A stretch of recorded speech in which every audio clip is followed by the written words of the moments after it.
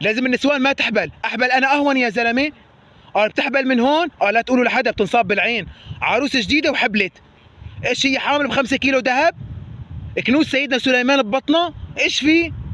وبس تحبل ويصير لها شهرين لا بتتحرك لا بتجلي لا بتطبخ لا بتعمل شيء ابدا، وبتصير تصلي على الكرسي، بدها اكله وشربه يجي على الفرشه لعندها، بتقول ايش عامله عمليه قلب مفتوح؟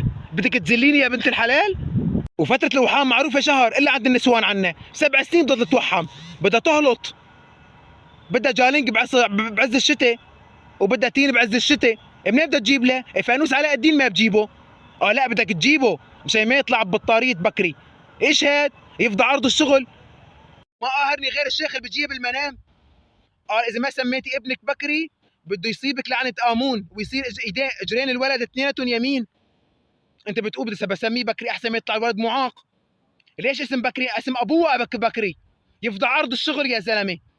ولسه صار على راسنا على الفيسبوك يا زلمه، كل شهر بشهر بتنشر.